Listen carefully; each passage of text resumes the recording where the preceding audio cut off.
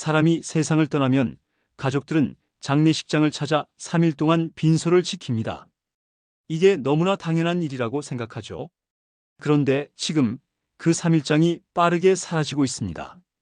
2025년 현재 1일장 비율이 18%까지 증가했습니다. 10년 전만 해도 2%에 불과했던 수치죠. 조문객이 줄고 가족끼리만 조용히 치르는 1일장, 심지어 장례식장 없이 화장장으로 바로 가는 경우도 늘고 있습니다. 예전 같으면 상상도 못할 일입니다. 저는 오랜 세월 환자들의 마지막 순간을 지켜보며 죽음의 풍경이 얼마나 바뀌었는지 똑똑히 보았습니다.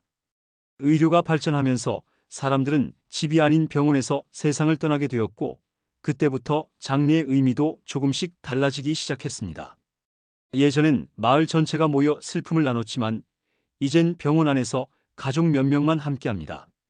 그리고 발인까지 단 하루 1일장이 새로운 표준이 되어가고 있죠. 3일장은 고인을 기리고 조문객이 찾아와 인연을 정리하는 사회적 의례였습니다. 하지만 지금은 그 의미가 점점 희미해지고 있습니다. 시간이 없고 사람들이 멀리 있고 조문 문화도 사라지고 있기 때문입니다. 그렇다면 이제 우리는 왜 여전히 3일장을 고집하고 있을까요? 그리고 정말 하루 만에 끝내는 장례가 나쁜 걸까요?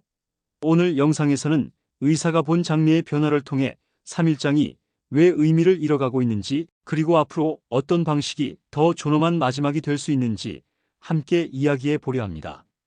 죽음은 피할 수 없지만 그 마지막을 어떻게 보낼지는 우리가 선택할 수 있습니다. 이 영상이 당신이 사랑하는 사람의 마지막을 준비하는 데 작은 도움이 되길 바랍니다.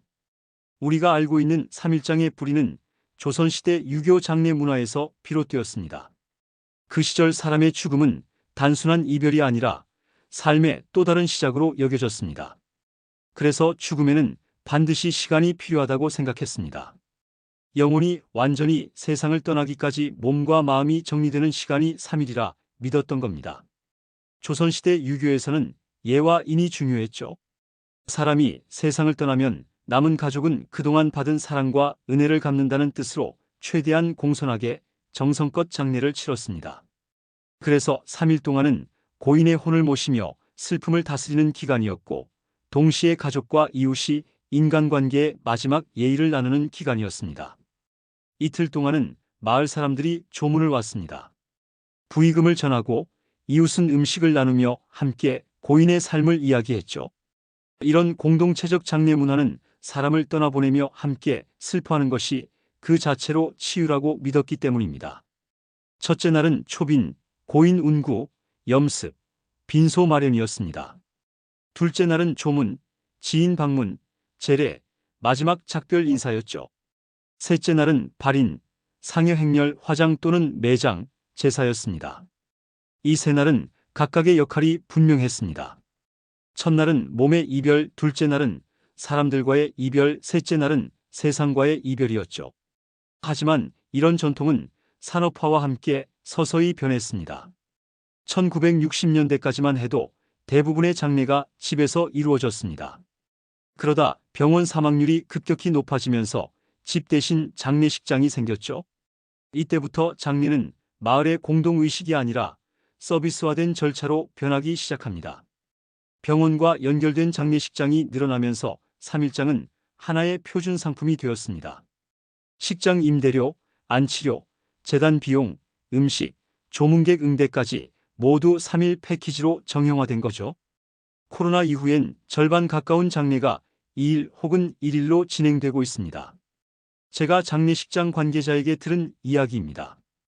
요즘은 첫날 저녁에 모여 다음날 아침 발인하는 게 일반적입니다. 조문객이 거의 없으니까요. 그만큼 3일장은 형식만 남은 절차가 되어가고 있습니다. 하지만 우리가 기억해야 할 건 3일장의 본래 의미는 시간이 아니라 마음이었다는 겁니다. 3일장은 형식이 아니라 사람을 떠나보내는 시간이었습니다. 그러나 현실은 변했습니다. 조문 문화가 사라지고 가족의 형태가 달라지면서 이제 그 3일이 더 이상 예전 같은 의미를 갖지 못합니다. 예전엔 장례식장 복도가 사람들로 붐볐습니다. 이웃, 직장 동료, 친척, 친구까지 하루 종일 문상객이 이어졌죠. 하지만 요즘은 다릅니다. 빈소는 조용하고 가족 몇 명만 조문을 받습니다. 3일장을 지켜야 할 이유가 하나씩 사라지고 있는 겁니다. 가장 큰 이유는 바로 조문 문화의 변화입니다. 스마트폰 하나로 문상 인사를 대신하는 시대죠. 예전에는 가야 예의다였지만 이제는 문자 한 통이면 충분하다로 바뀌었습니다. 사회적 관계가 넓던 과거와 달리 지금은 가족 중심의 작은 인간관계가 중심이 되었기 때문입니다. 결국 3일 동안 조문객을 기다릴 이유가 점점 사라진 겁니다. 두 번째 이유는 의료 환경의 변화입니다. 사람들이 대부분 병원에서 세상을 떠납니다. 집에서 임종하는 경우는 이제 10명 중 1명도 안 됩니다. 병원에서 사망 후 바로 장례식장으로 이동하고 이 과정이 몇 시간 만에 이루어지다 보니 자연스럽게 1일에서 2일로 줄어드는 겁니다. 의학이 발전할수록 죽음이 의식이 아닌 절차로 바뀌어 가고 있습니다. 세 번째 이유는 경제적인 부담입니다. 장례식장 하루 사용료가 평균 100만 원, 식대, 제단비, 차량비, 화장 비용까지 합치면 3일장 기준 1,200만 원에서 1,500만 원 정도가 됩니다. 조문객이 많을 때는 부의금으로 충당됐지만 요즘은 오히려 적자입니다. 조문객은 줄고 비용은 그대로죠. 결국 경제적 현실이 장례의 길이를 결정하게 된 겁니다. 네 번째 이유는 가족 구조의 변화입니다. 지금은 대부분 핵가족 또는 1인 가구입니다. 예전엔 큰 집, 작은 집, 형제, 조카들이 모여 하루 종일 상가를 지켰습니다. 이제는 그런 가족이 없습니다. 장례를 치러야 하는 상주조차 노부부 단둘이거나 자식이 해외에 있는 경우도 많습니다. 결국 장례를 간소화할 수밖에 없는 현실이죠. 다섯 번째 이유는 바로 코로나입니다. 팬데믹 이후 모이지 말라는 정부 지침이 장례 문화까지 완전히 바꿔버렸습니다. 그때 생겨난 게 온라인 조문과 비대면 발인입니다. 핸드폰으로 조의금을 보내고 영상통화로 마지막 인사를 하는 시대가 된 겁니다. 여섯 번째 이유는 죽음을 바라보는 우리의 태도가 달라졌기 때문입니다. 예전에는 죽음은 두려운 것, 멀리해야 할 것이었습니다. 그래서 장례는 두려움과 엄숙함의 의식이었죠. 하지만 요즘 세대는 죽음을 자연스러운 과정으로 봅니다. 그리고 생전 장례식 같은 새로운 문화가 생겼죠. 이제 사람들은 3일의 의례보다 어떻게 기억되고 싶은가에 더 관심을 갖게 되었습니다. 즉 형식에서 의미로, 시간에서 진심으로 초점이 옮겨가고 있는 겁니다. 마지막 이유는 우리의 마음이 이미 바뀌었기 때문입니다. 이제 사람들은 남에게 보여주기 위한 장례보다 가족끼리 조용히 보내드리는 장례를 선택합니다. 3일이라는 시간보다 그 안에 담긴 감정과 진심이 더 중요해졌습니다. 그래서 어떤 가족은 하루 동안 고인의 영상을 틀고 음악을 함께 들으며 따뜻하게 추억을 나누는 1일 가족장을 택합니다. 이렇게 3일장이 사라지는 이유는 단순하지 않습니다. 의학의 발전, 사회의 변화, 비용, 가족 구조, 그리고 인간의 마음까지 모두 변했기 때문입니다. 이제 우리는 묻습니다. 3일이 아니면 안 되는 이유가 있을까? 진심이 있다면 하루여도 괜찮지 않을까? 3일장이 점점 사라지고 있습니다. 그 자리를 대신하는 건 간소화된 장례가 아니라 새로운 형태의 이별 문화입니다. 오늘은 그 변화의 중심에 있는 1일장, 가족장, 그리고 리빙 페어웰 이야기를 드리겠습니다. 1일장은 하루 만에 장례를 마치는 형태입니다. 고인이 세상을 떠난 다음 날 바로 화장과 안치를 하는 방식이죠. 겉으로 보기엔 빠르고 차가워 보이지만 실제로는 가족 중심의 장례라는 새로운 철학이 깔려 있습니다. 조문객 대신 가족이 고인 곁에만 집중합니다. 형식보다 진심, 절차보다 감정에 집중하는 장례죠. 한 자녀가 이렇게 말했습니다. 아버지 장례를 하루 만에 치렀지만 그 하루가 평생 잊지 않을 만큼 깊었습니다. 이제는 장례의 길이가 아니라 그 안에 마음의 밀도가 중요한 시대가 된 겁니다. 두 번째는 가족장입니다. 3일장보다 더 작고 조문객도 초대하지 않습니다. 가족끼리만 조용히 고인을 보내드리죠. 장례식장 대신 집, 요양병원 또는 납골당에서 음악을 틀고 추억의 영상을 함께 보기도 합니다. 마치 생일 파티처럼 고인을 중심으로 한 마지막 모임이 되는 겁니다. 장례식장의 번잡함을 피하고 고인을 편안하게 보내드리고 싶은 마음, 그게 바로 가족장이 주는 평온입니다.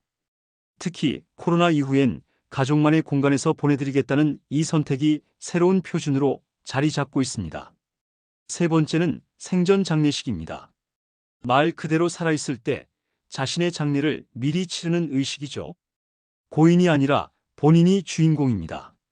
친구들을 초대하고 삶을 돌아보며 감사의 편지를 전합니다. 이건 단순히 이색 행사가 아닙니다. 죽음을 미리 직면함으로써 삶의 마지막을 스스로 설계하는 존엄의 선언이기도 합니다. 의학적으로도 리빙 페어웰은 정신적 안정에 큰 도움이 됩니다. 죽음을 받아들이는 사람일수록 우울과 불안이 낮고 삶의 만족도는 오히려 높다는 연구 결과가 있습니다. 죽음을 미리 준비하는 건 삶을 더 깊이 사랑하는 방법이기도 한 겁니다. 또 하나 주목할 점은 자연장입니다. 돌아가신 분의 유골을 흙에 묻거나 나무 아래에 뿌리는 방식이죠. 국토부 통계에 따르면 수목장, 자연장 비율은 10년 새 5배 증가했습니다. 도시에서 묘지를 관리하기 어렵고 환경을 생각하는 세대가 늘어나면서 이제 자연으로 돌아가는 장례가 새로운 흐름이 되고 있습니다. 이건 단순한 절차가 아니라 삶의 순환을 존중하는 철학적 선택이죠. 이제는 기술이 장례의 일부가 되었습니다. 디지털 추모관, 온라인 메모리얼이라는 개념이 생겼죠. 고인의 음성, 영상, 기록을 온라인 공간에 영구 저장해 언제든 다시 만날 수 있게 하는 서비스입니다. AI 기술로 목소리를 복원하거나 가족이 메시지를 남기는 경우도 있습니다.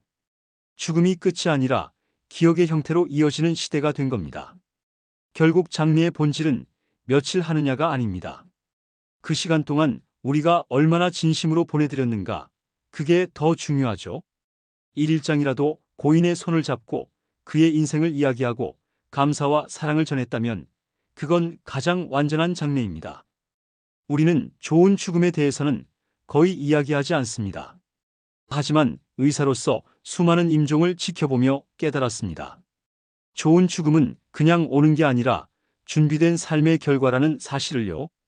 의학은 생명을 연장시킬 수 있지만 그 연장이 반드시 행복을 의미하지는 않습니다.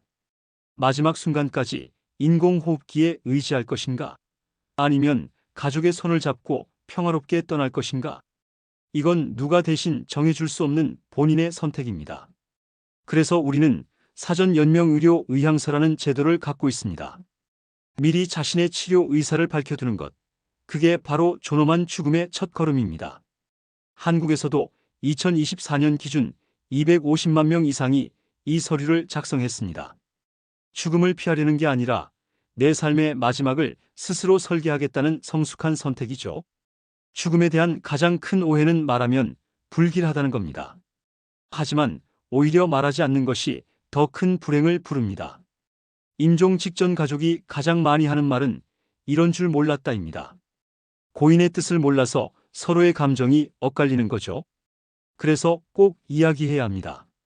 내가 원하는 마지막, 그리고 남기고 싶은 말들을요.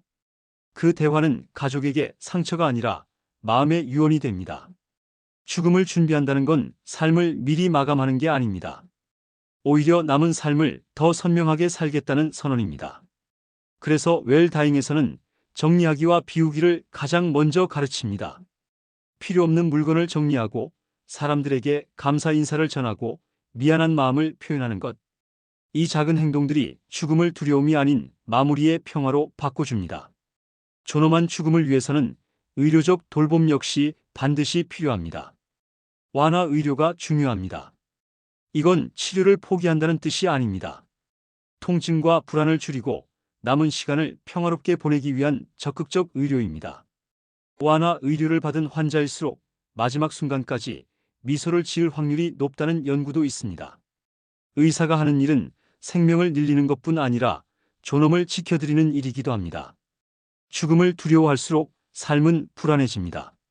하지만 죽음을 인정하면 오히려 삶이 더 단단해집니다. 삶의 유한함을 알면 오늘의 인연을 더 소중히 여기게 됩니다. 이건 철학이 아니라 의학적 사실이기도 합니다. 죽음을 직면한 사람의 뇌파는 불안보다 안정 반응을 보입니다. 수용이 곧 평화로 이어지는 겁니다. 종교를 떠나서 사람은 누구나 마음에 집을 지어야 합니다. 죽음 직전에 사람들은 이런 말을 자주 합니다. 내가 사랑했던 사람들 얼굴이 떠올라요. 그건 종교적 환상이 아니라 마음의 기록이 정리되는 과정입니다. 그래서 존엄한 죽음의 마지막 준비는 미움보다 사랑, 원망보다 감사로 마음을 채우는 일입니다. 죽음은 끝이지만 사랑은 남습니다. 요즘은 영상으로 마지막 인사를 남기는 분들도 많습니다. 자녀에게, 배우자에게 세상에 남기는 짧은 편지 한 장이 남은 이들의 마음을 지탱해 줍니다. 죽음을 준비한다는 건 단지 나의 마무리가 아니라 남은 사람들의 시작을 도와주는 일이기도 합니다. 존엄한 죽음은 운명이 아닙니다. 누구나 준비할 수 있는 선택입니다. 3일장이 사라지는 시대, 장례의 형식이 달라진다고 해서 삶의 존엄이 사라지는 건 아닙니다. 오히려 지금 우리가 어떻게 떠날지를 스스로 선택할 수 있는 가장 인간다운 시대에 살고 있는지도 모릅니다. 죽음을 두려워하지 말고 당신의 마지막을 사랑으로 설계하십시오. 그게 바로 웰다잉, 그리고 우리가 전하고 싶은 마지막 의학입니다. 오늘 우리는 3일장이 왜 사라지고 있는가에서 시작해 그 변화의 이유와 새로운 장례 문화, 그리고 존엄한 죽음의 준비까지 함께 살펴봤습니다. 결국 이 모든 이야기는 죽음이 아니라 삶에 대한 이야기였습니다. 3일장은 사라질지라도 사람을 떠나보내는 마음의 온도는 여전히 남아 있습니다. 죽음을 간소화하는 게 아니라 그 안에 담긴 진심을 더 깊게 만드는 시대로 바뀌고 있을 뿐이죠. 의사로서 수많은 임종을 지켜보았습니다. 사람들은 결국 마지막 순간엔 비슷한 말을 남깁니다. 조금만 더 사랑할 걸.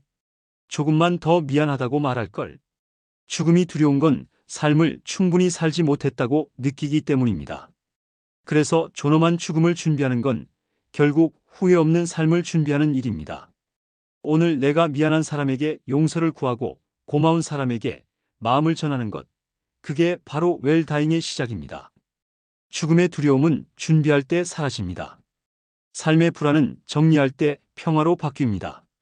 우리가 정말 두려워해야 할 것은 죽음 그 자체일까요? 아니면 준비하지 못한 이별일까요? 삶의 마지막은 언젠가 누구에게나 찾아옵니다. 그날을 미리 정리하고 사랑으로 맞이하는 사람만이 진정한 평화를 얻습니다. 이건 의학이 아니라 인간의 본능이자 지혜입니다. 혹시 지금 마음속에 이런 생각이 드시나요? 이 이야기를 부모님께, 가족에게, 혹은 나 자신에게 꼭 전해야겠다. 그렇다면 오늘 영상을 공유해 주세요. 이 대화가 누군가의 마지막을 바꿀 수도 있습니다. 좋아요와 구독은 더 많은 분께 의학과 인간의 지혜를 전할 수 있는 힘이 됩니다. 여러분의 생각을 댓글로도 남겨주세요. 사람은 모두 언젠가 떠납니다. 그러나 어떻게 떠나느냐는 우리의 선택입니다. 죽음은 끝이 아니라 한 인간이 남긴 사랑의 결론입니다. 오늘 영상이 당신의 마음속에 작은 등불 하나를 켜주길 바랍니다. 그 등불이 꺼지지 않게 지금 이 순간을 더 따뜻하게, 서로에게 더 정다하게 살아가시길 바랍니다. 끝까지 시청해 주셔서 대단히 감사합니다. 이번 영상은 의료, 사회, 철학적 근거를 토대로 제작되었습니다. 개인의 신념과 선택은 존중되어야 하며 구체적인 의료 결정은 반드시 전문의와 상담하시기 바랍니다. 이 영상은 정보 제공을 목적으로 하며 개별 상황에 대한 의료 조언을 대신할 수 없습니다.